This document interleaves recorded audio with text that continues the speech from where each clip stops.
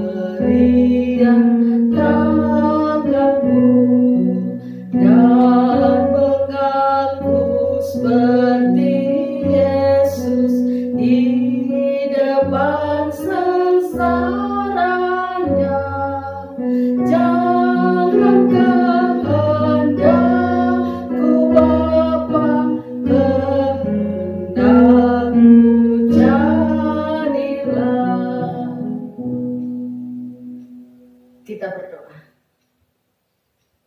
Kami selalu bersyukur Tuhan, oleh karena Tuhan selalu memelihara kehidupan kami. Tuhan selalu menjaga kami siang dan malam. Pada malam ini, kami bersama-sama menghadap hadirat kekudusan-Mu dan menyatakan kerinduan kami untuk mendengarkan firman-Mu. Sekarang ya Tuhan, kami sudah siap untuk mendengarkan firman-Mu. Kuasailah kami dengan Roh-Mu yang kudus. Ampunilah dosa-dosa kami. Di dalam Yesus Kristus kami berdoa. Amin. Keluaran pasal 24 ayat 1 sampai dengan ayat 11. Keluaran pasal 24 ayat 1 sampai ayat 11. Berfirmanlah ia kepada Musa, naiklah menghadap Tuhan engkau dan Harun, Nadab dan Abihu, dan 70 orang dari para tua-tua Israel, dan sujudlah kamu menyembah dari jauh. Hanya Musa sendirilah yang mendekat kepada Tuhan, tetapi mereka itu tidak boleh mendekat, dan bangsa itu tidak boleh naik bersama-sama dengan dia. Lalu datanglah Musa dan memberitahukan kepada bangsa itu segala firman Tuhan dan segala peraturan itu. Maka seluruh bangsa itu menjawab serentak, segala firman yang telah diucapkan Tuhan itu akan kami lakukan. Lalu Musa menuliskan segala firman itu, firman Tuhan itu. Keesokan harinya, pagi-pagi didirikannya mesbah di kaki gunung itu, dan 12 tugu sesuai dengan ke-12 suku Israel. Kemudian disuruhnyalah orang-orang muda dari bangsa Israel, maka mereka mempersembahkan korban bakaran dan menyembelih lembu-lembu jantan sebagai korban keselamatan kepada Tuhan. Sesudah itu Musa mengambil sebagian dari darah itu, lalu ditaruhnya ke dalam pasu. Sebagian lagi dari darah itu disiramkannya pada mesbah itu. Diambilnyalah kitab perjanjian itu, lalu dibacakannya dengan didengar oleh bangsa itu. Dan mereka berkata, segala firman Tuhan akan kami lakukan dan akan kami dengarkan. Kemudian Musa mengambil darah itu dan menyiramkannya pada bangsa itu serta berkata, inilah darah perjanjian yang diadakan Tuhan dengan kamu berdasarkan segala firman ini.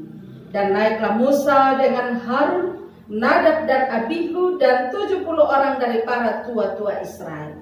Lalu mereka melihat Allah Israel, kakinya berjejak pada sesuatu yang buatannya seperti lantai dari batu nilam dan yang terangnya seperti langit yang cerah. Tetapi kepada pemuka-pemuka orang Israel itu tidaklah diulurkannya tangannya. Mereka memandang Allah, lalu makan dan minum. Amin firman Tuhan. Tema perenungan kita Bapak Ibu Saudara-saudara pada malam ini adalah perjanjian dengan Tuhan. Perjanjian dengan Tuhan. Saudara-saudaraku, materai 6.000 atau tanda tangan, stempel adalah alat kelengkapan yang penting dalam sebuah naskah perjanjian yang menjadi tanda sah. Tanda kebenaran dari perjanjian yang dibuat itu yang sifatnya mengikat pihak-pihak yang berjanji. Naskah perjanjian yang ditandatangani, dicap, dan distempel dan dimateraikan, kemudian menjadi alat bukti sah bila terjadi masalah, bila terjadi gugatan, sengketa atas sebuah perjanjian. Lalu bagaimana kalau Allah mengikat perjanjian dengan umatnya? Dalam konteks perjanjian lama seperti kitab Keluaran, tanda perjanjian Allah dengan umatnya ialah darah korban. Korban itu bisa berupa domba, bisa berupa lembu, dan lain-lain. Darah korban yang dipersembahkan dalam suatu ibadah, seperti yang dilakukan oleh Musa dan Harun beserta dengan seluruh umat Israel. Dalam konteks perjanjian baru, darah anak domba yakni darah Kristus. Darah Kristus yang menjadi tanda dan materai dari perjanjian Allah dengan umatnya. Pertanyaannya Bapak Ibu Saudara-saudara, mengapa harus darah? Mengapa harus darah? Darah yang kerap kali disebut nyawa menjadi sebuah penegasan bahwa perjanjian Allah dengan umatnya adalah perjanjian yang membutuhkan pengorbanan. Perjanjian yang membutuhkan pengorbanan. Allah berkorban dengan mengubah kutuk menjadi berkat. Dan berharap bahwa umatnya mau berkorban diri dengan rela mengubah ketidaksetiaan mereka menjadi setia. Perjanjian dengan pengorbanan ini ternyata membawa dampak yang luar biasa. Bahwa umat dapat melihat Allah dan merasakan Allah dalam hidup di dalam Kristus. Itu dampaknya. Umat dapat melihat Allah melalui hidup di dalam Kristus. Saudara-saudara yang kekasih di dalam Yesus Kristus, pesan penting bagi kita adalah hidup setialah dalam perjanjian dengan Allah seperti Musa dan umat Israel agar dapat memandang Allah dan dapat menikmati berkat-berkat-Nya. Janji Allah selalu tuntas. Allah tidak pernah mengingkari janjinya. Janjinya selalu tuntas ditepati dan tidak pernah gagal. Allah tidak pernah gagal dalam menyatakan kasih karunia-Nya di dalam kehidupan kita. Itulah yang harus kita imani dan kita menaruh pengharapan kita di dalam Tuhan yang tidak pernah gagal akan janjinya. Amin. Dunia dalam rawa payah, tetapi kita diajak untuk berjuang terus di dalam iman, pengharapan kita di dalam Kristus. Mari kita lakukan dunia dalam rawa payah.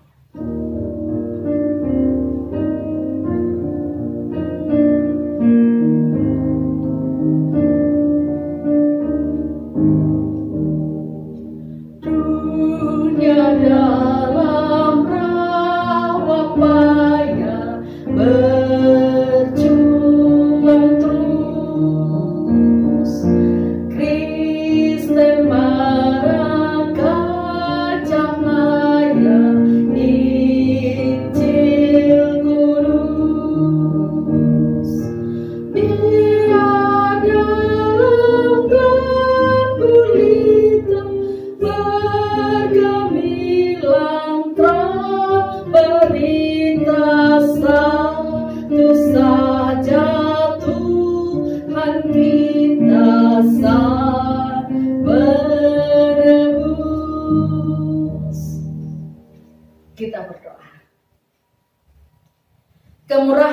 Tuhan nyata bagi kami, di mana kami boleh bersekutu di dalam keluarga kami masing-masing, memuji dan memuliakan nama-Mu.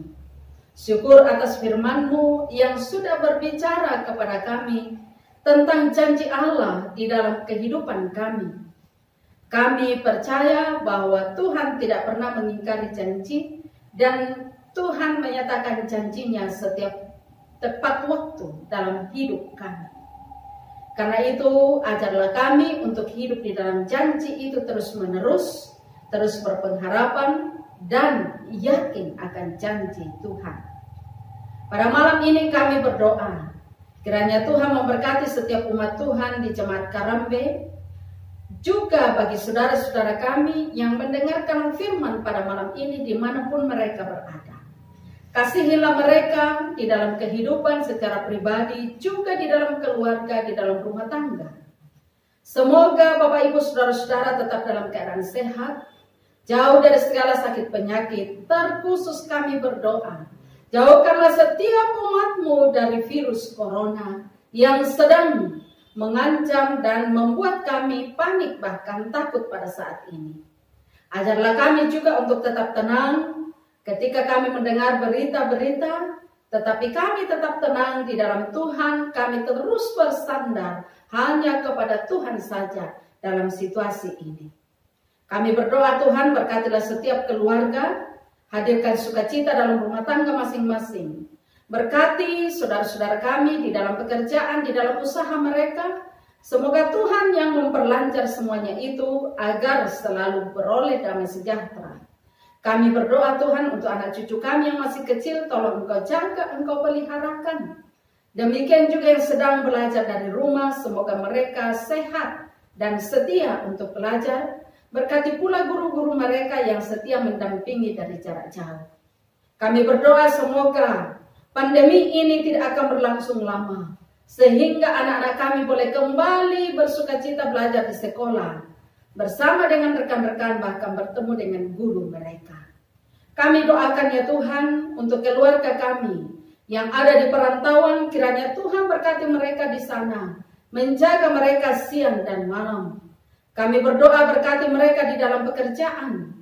Demikian juga keluarga kami yang ada di kampung halaman masing-masing, jagalah mereka Tuhan setiap waktu. Penuhi kebutuhan hidup mereka senantiasa.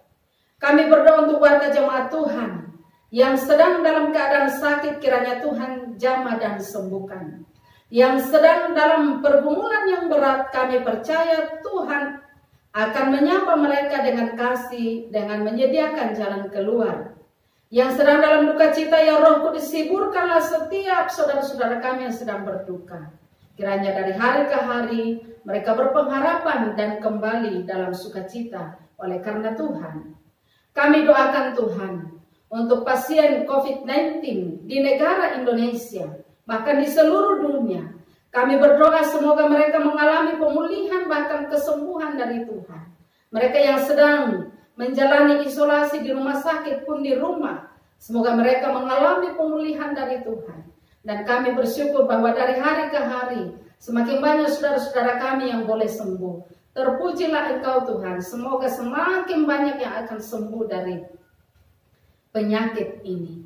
Kami berdoa semoga dalam waktu yang tidak terlalu lama, maka pandemi ini akan berakhir di muka bumi ini. Semua karena Tuhan. Kami doakan Bapak Presiden Joko Widodo, beri hikmat, tambahkan terus-menerus hikmat kepada beliau, agar dapat memikirkan yang terbaik bagi negara kami dalam segala dimensi. Kami doakan jajaran pemerintahan sampai ke daerah-daerah, semoga mampu untuk menata pemerintahan kebijakan dengan baik. Dan secara khusus kami berdoa untuk bantuan sosial yang sedang dijalankan pada saat ini, semoga benar-benar tepat sasaran ya Tuhan. Dan semua orang yang mengawalnya adalah orang-orang yang takut akan Tuhan. Semoga melalui bantuan sosial dari pemerintah akan membawa sukacita bagi saudara-saudara kami yang sedang berkekurangan pada saat ini. Tuhan, inilah kami akan beristirahat pada malam ini. Semoga Tuhan beserta kami dalam ketiduran kami. dan esok pagi kami bangun dengan kuat dan sehat oleh karena pertolongan Tuhan. Ampunilah dosa-dosa kami Tuhan. Di dalam Yesus Kristus kami berdoa. Amin. Demikianlah ibadah kita, Bapak Ibu Saudara-saudara. Selamat malam, Tuhan